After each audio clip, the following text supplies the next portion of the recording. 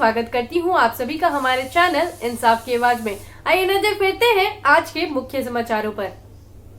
भाजपा के प्रदेश प्रवक्ता कुणाल सारंगी ने राज्य में तुरंत मेडिकल इमरजेंसी लागू करने की मांग सरकार से की है। आपको बता दें कि एक संवाददाता सम्मेलन आयोजित कर बीजेपी के प्रदेश प्रवक्ता ने कहा कि राज्य सरकार केवल अखबार के माध्यम से अपनी झूठी उपलब्धि गिनाने का काम कर रही है, जबकि जमीनी सच्चाई कुछ और ही है। स्वास्थ्य व्यवस्था इस कोरोना काल में पूरी तरह से चरमरा गई है। झारखंड हाई कोर्ट ने भी राज्य के सचिव को पत्थर की मूर्ति की भांति व्यवहार कह दिया है और यह दुर्भाग्य की बात है। राज्य सरकार को यह जवाब देने की जरूरत है कि क्यों मेडिकल अस्पताल और मेडिटिना अस्पताल बंद हो गई है। यह दुर्भाग्यपूर्ण है कि इस तरह की सरकार झारखंड में चल रही है। आज की प्रेस वार्ता राज्य में कोविड-19 की जो स्थिति है उससे संबंधित जो स्थिति है उसको लेकर है। मैं प्रेस वार्ता को शुरू करते हुए हाईकोर्ट की उस टिप्पणी को पहले आपके सामने रखना चाहूँगा जो हाईकोर्ट ने की है राज्य सरकार की कार्यशैली पर। कहाँ तो तय था चरांगा हर एक घर के लिए, कहाँ तो तय था चरांगा हर एक घर के लिए, कहाँ चराग भी मैसर नहीं पूरे शहर के लिए। और इसकी शुरुआत होती है, ये एडवर्टीजमेंट झारखंड सरकार का निकला है, सभी अखबारों के पहले पन्ने पर है। 8 ऐसे काम जो पहली बार झारखंड में हुए हैं।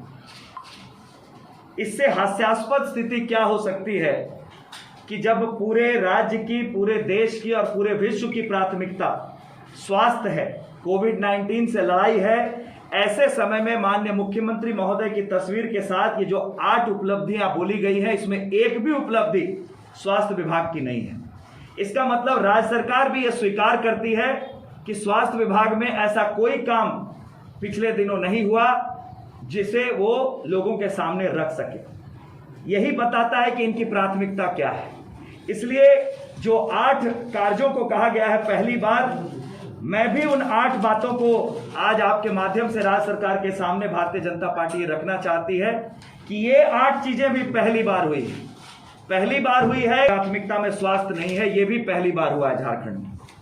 दूसरी बात, आपने देखा होगा जब कोरोना की लड़ाई चल रही थी 2020 में, जब शुरू हुई थी तो एक कोविड-19 की हेल्पलाइन शुरू की गई थी। माननीय मुख्यमंत्री महोदय और राज्य सरकार के इनके मंत्री ट्विटर पर खूब एक्टिव रहते हैं और कहते हैं कि ट्विटर के माध्यम से राज्य की जनता की समस्याओं का समाधान होता है। झारखंड में इतनी प्रोग्रेसिव गवर्नमेंट आई है। ये शर्मनाक है कि झारखंड राज्य सरकार की कोविड-19 की हेल्पलाइन की जो आधिकारिक हैंडल है ट्विटर का, वो आखिरी बार अपडेट हुआ था जुलाई के महीने में पिछले साल। इसके बाद से जो लगातार आज संख्या बढ़ रही है, ये हैंडल कहीं नहीं है। जिस तरह से व्यवस्था कहीं नहीं है, उसी तरह से ट्विटर से संबंधित सूचना, ट्विटर से संबंधित जानकारी, लोगों को मदद के लिए जिस हैंडल को बनाया गया था, वो हैंडल तक राज्य सरकार ने अभी तक वो एक्टिव नहीं है, वो ऐसा ही पड़ा हुआ है। उसी तरीके से जो हेल्पलाइन नंबर था वो भी काम नहीं कर रहा है। और सबसे आश्चर्य की बात है, आज रांची के उपायुक्त ने जिन नंबरों को आज जारी किया है, लगभग 6 नंबर हैं, उसमें से 4 नंबर मैंने खुद डायल किए जो अभी भी स्विच ऑफ हैं, और लोगों ने भी उन्हीं के ट्विटर के हैंडल पर यह जवाब दिया है कि आपने जो नंबर जारी किए वो बंद है। ये भी झारखंड में पहली बार हुआ है कि जब महामारी में लोगों की जानें जा रही हैं, अस्पतालों में बेड्स नहीं मिल रहे हैं, वेंटिलेटर्स नहीं मिल रहे हैं, तो सरकार की हेल्पलाइन, चाहे वो ऑनलाइन हेल्पलाइन नंबर हो, चाहे वो ट्विटर का हैंडल हो, उसकी क्या स्थिति है ये आपके सामने है। तीसरी बात, ये भी पहली बार हुआ है कि आज रांची के 6 अस्पतालों में ऑक्सीजन खत्म हो चुका है। रांची के इमरजेंसी में आप देखिए, एक पत्रकार साथी ने ही अपनी दुख को किस तरह से बयां किया है राज्य की जनता के सामने।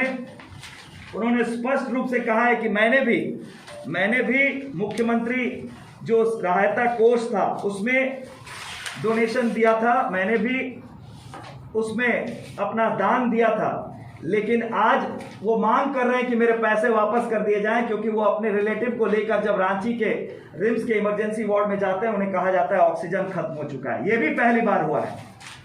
ये भी पहली बार हुआ है कि जब महामारी राज्य की 3.5 करोड़ जनता के सर पर है, लोगों की जानें जा रही हैं, रिकॉर्ड टूट रहे हैं संक्रमित मरीजों की संख्या के, उस समय में रिम्स की बैठक की जाती है और उस बैठक में सीटी स्कैन की मशीन खरीदना, RT-PCR की जांच को बढ़ाने के लिए 2 और मशीन खरीदना, कैथ लैब बनाना और 2 और लैब टेक्नीशियन के पदों की स्वीकृति देने का काम अब हो रहा है। जब समस्या आपके सामने नहीं आपके ऊपर खड़ी है तो यह बताता है जब कोविड के संक्रमण की रफ्तार कम हुई थी राज्य में, पूरे देश में कम हुई थी, कई राज्यों ने इस समय का फायदा उठाकर अपनी आधारभूत संरचना को मजबूत किया, क्योंकि पूरा विश्व में सेकेंड वेव तब तक आ चुका था। लेकिन झारखंड सरकार की उदासीनता, इनके मंत्रियों के बड़बोलेपन और राज्य सरकार की कार्यशैली से यह पता चलता है कि कितनी शर्मनाक स्थिति है कि आज जब रांची में बेड नहीं मिल रहे हैं लोगों को, वेंटिलेटर्स नहीं मिल रहे हैं, तब राज्य सरकार मीटिंग कर रही है कि अभी इन्हें उपकरण खरीदने की आवश्यकता है। यह भी पहली बार हुआ है।